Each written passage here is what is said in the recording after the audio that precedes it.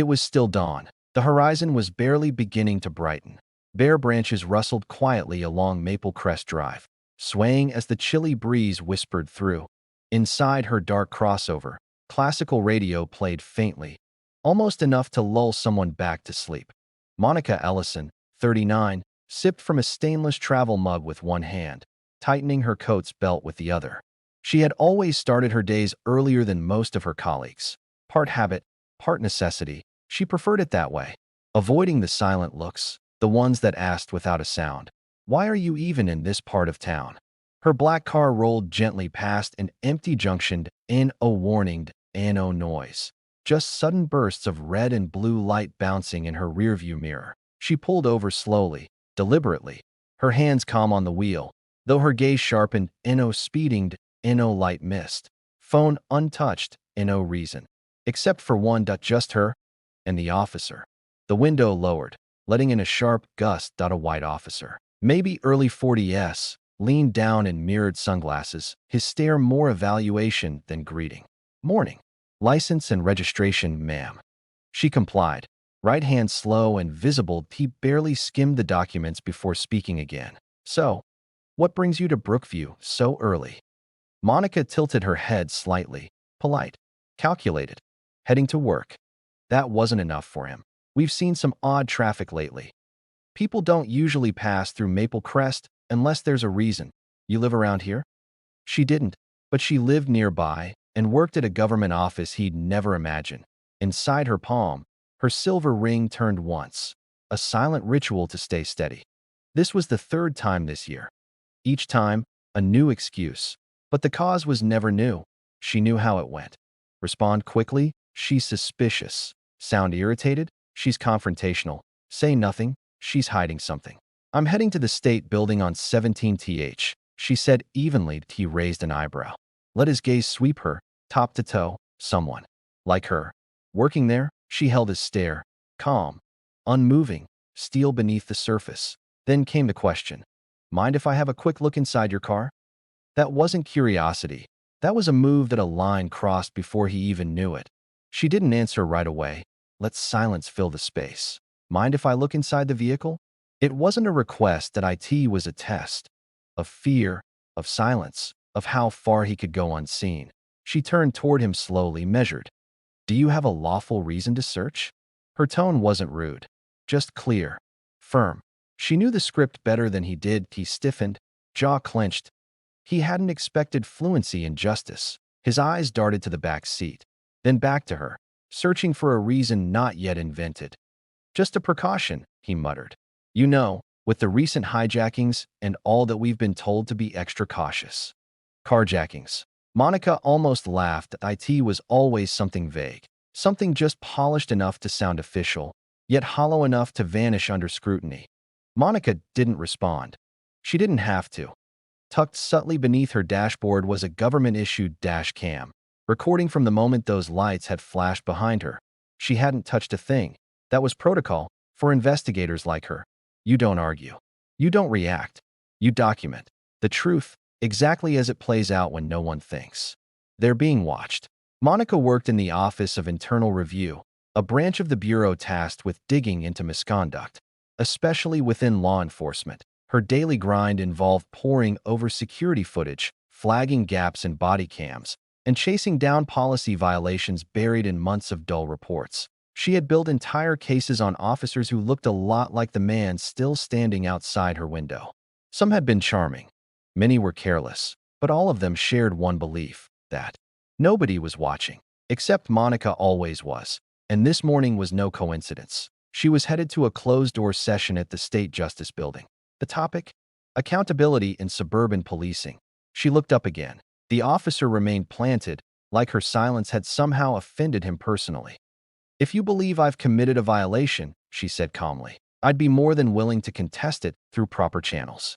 Her tone was level, measured, but make no mistake, there was iron behind every word. He shifted backward, frustrated, but unsure. He could call for backup, claim she was being difficult, or let it all fade like it hadn't happened.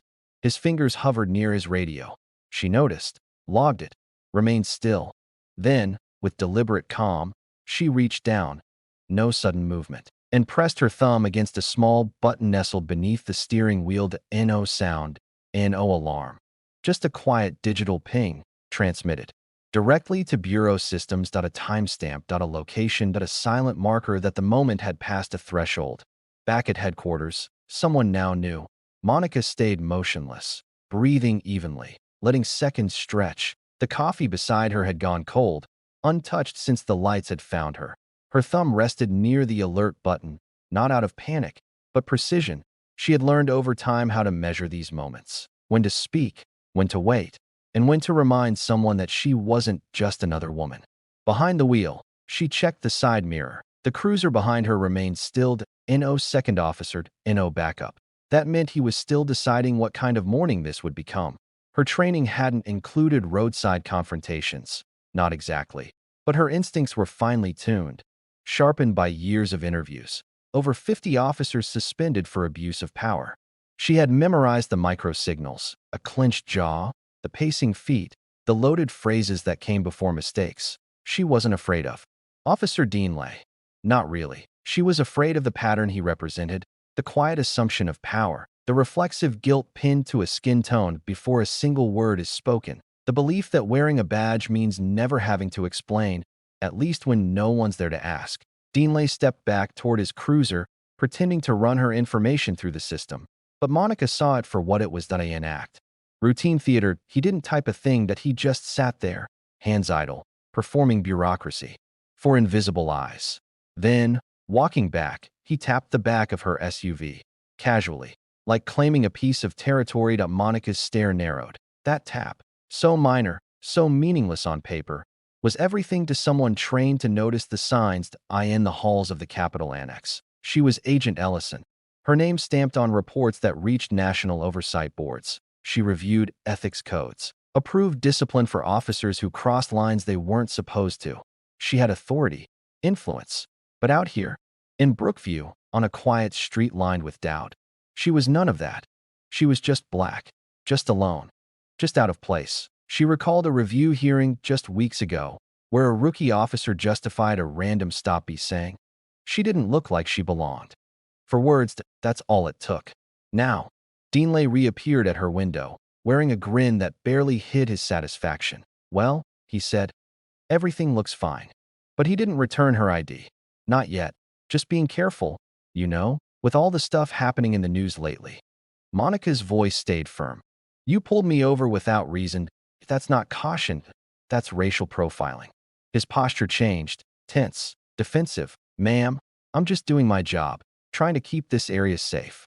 That word, safe, she'd heard it too many times. Safe was the excuse for control. Safe meant stay quiet, stay small, stay predictable. And when she didn't follow that script, safe turned into justification for escalation. You've seen my identification, she said, voice colder now. You've had my registration. That you've examined the car. Unless you plan to issue a report, return my license. He hesitated, just for a second. But enough. Monica could feel the shift, his hold on the moment weakening.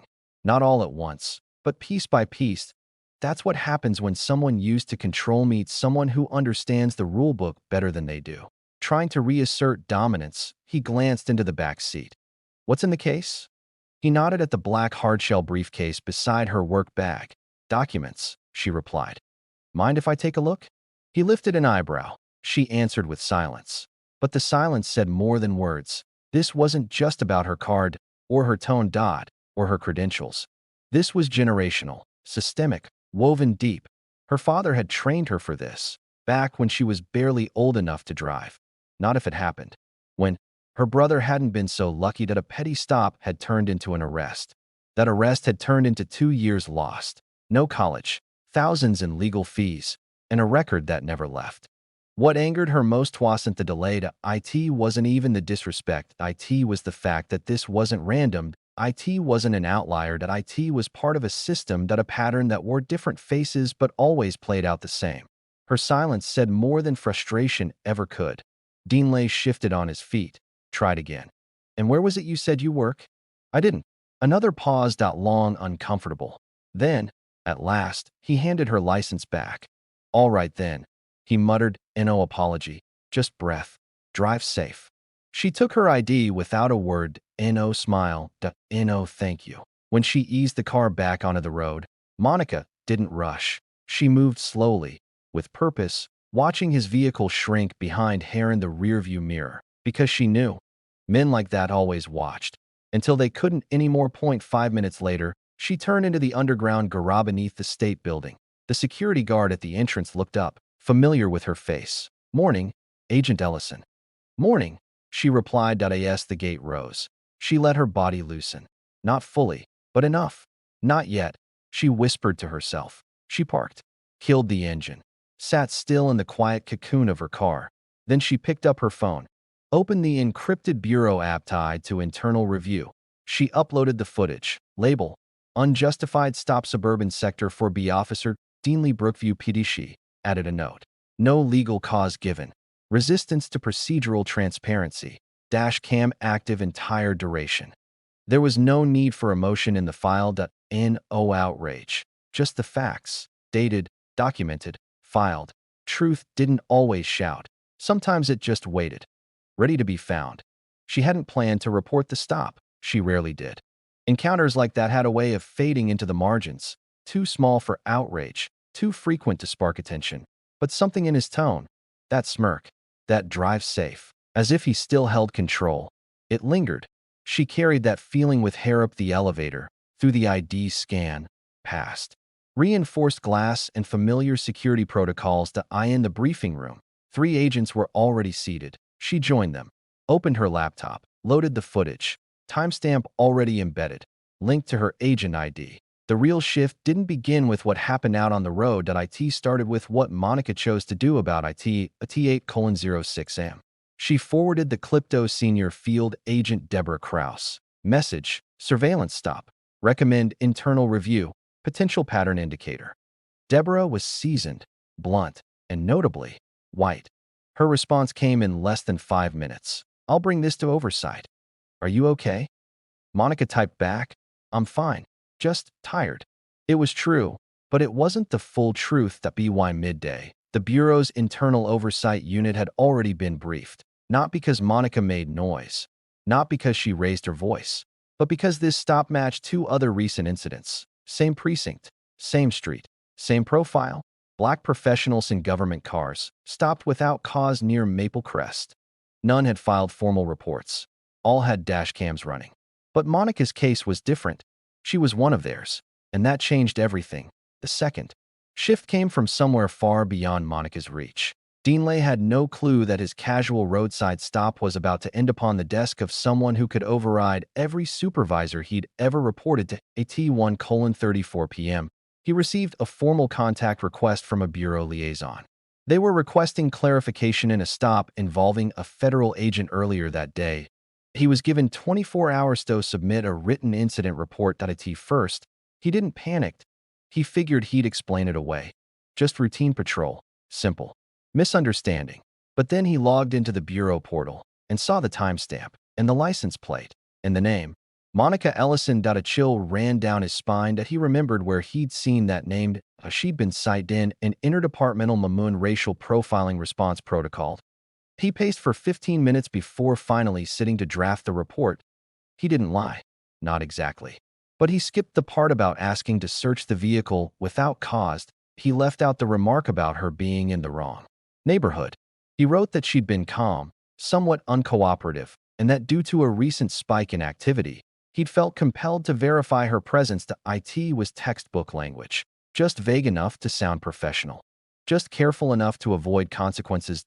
Or so he believed. The third shift came hours later, for 10 p.m., in a closed session of the Bureau's Internal Review Committee. Monica wasn't in the room, but her voice was projected from dashcam audio, level, controlled, sharp.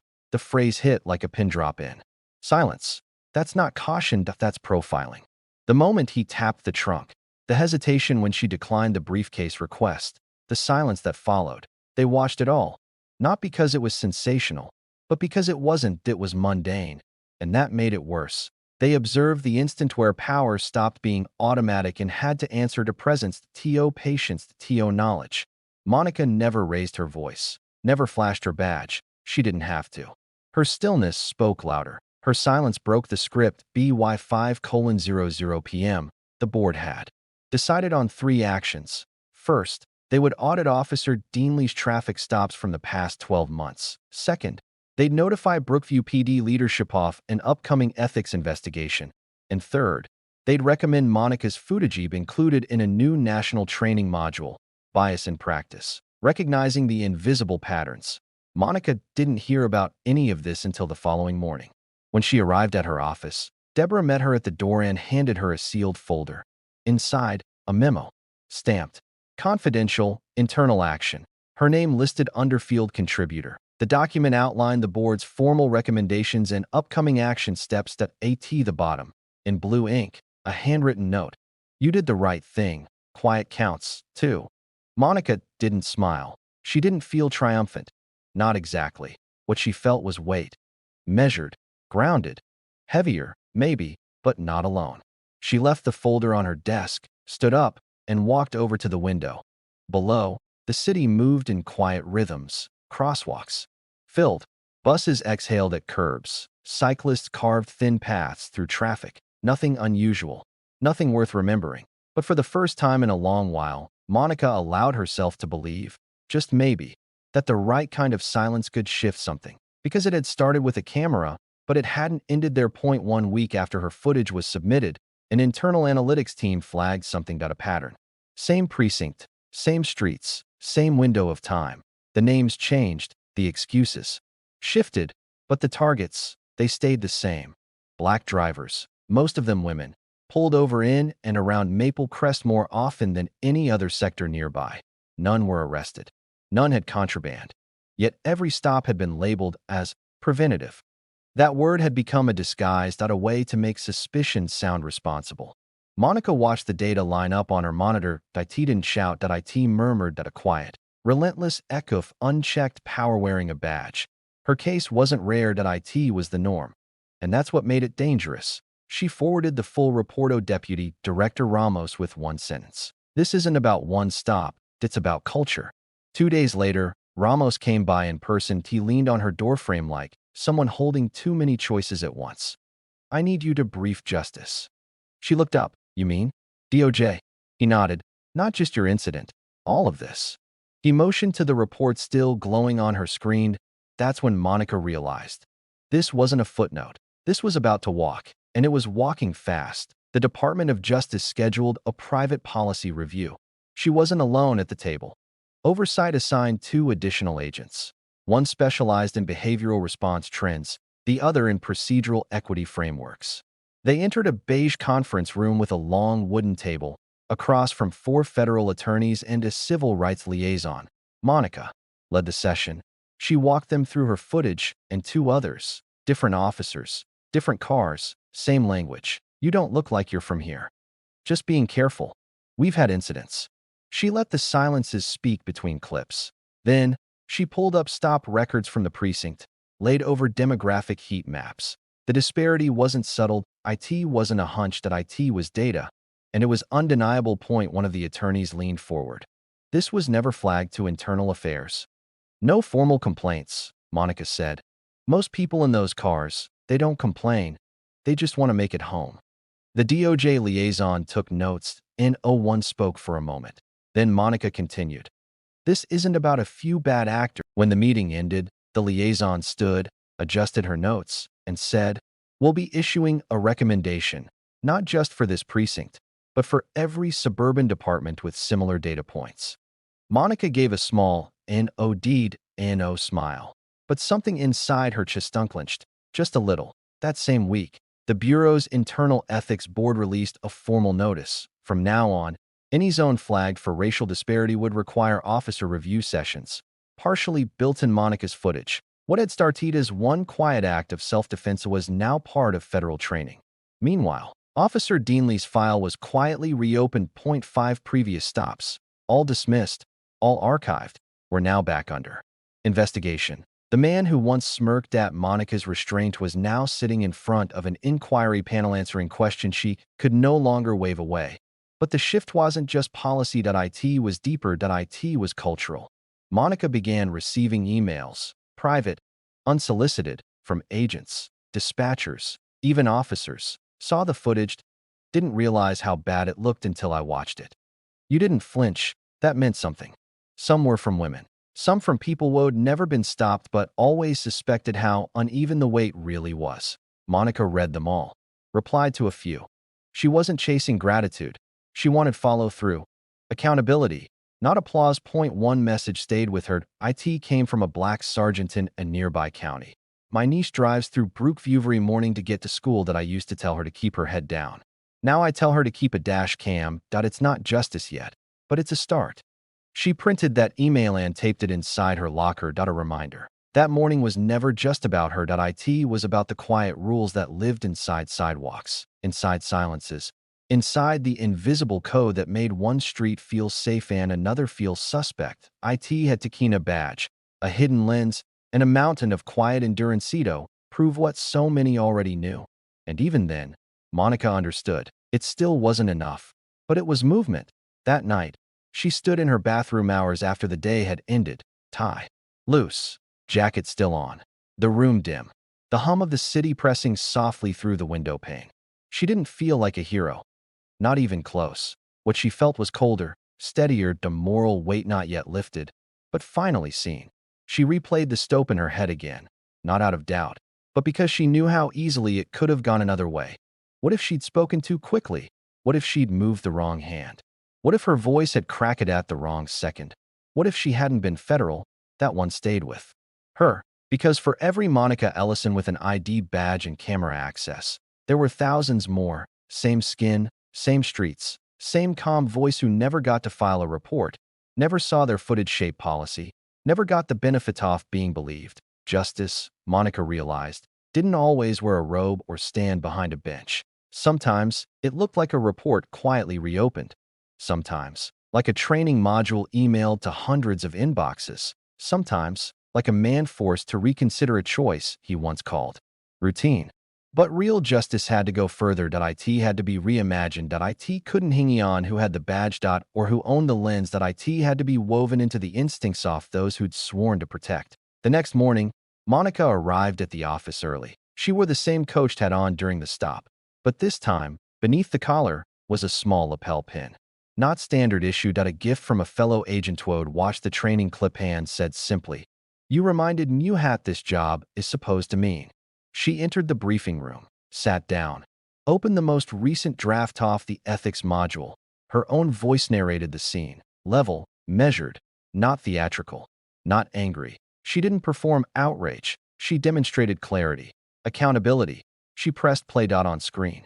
The moment of pause, the cold question, "Mind if I take a look inside the vehicle?"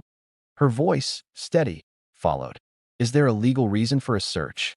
It was quiet, but it was a shift. Justice didn't scream in that footage. It didn't slam doors or raise voices. It exposed the truth and let it sit there. For now, that was enough. Because maybe, just maybe, the next officer who watched that scene would hear her voice before repeating the same choice. And maybe, that would make a difference. That we like to say justice is blind, that it sees no badge, no color, no address. But what if justice isn't blind at all? What if it sees everything and simply chooses where to look? Monica Ellison never raised her voice. She never pulled rank. She let the system see itself clearly, for once, and when it did, it flinched. This wasn't the story of a broken LAW. It was the story of a broken reflex. The automatic urgito doubt, to detain, to dominate without need. It was the story of how dignity is tested in silence. And how, even more quietly, people resist. So tonight, ask yourself, in a country where silence has long been survival, what does it mean to speak without ever raising your voice?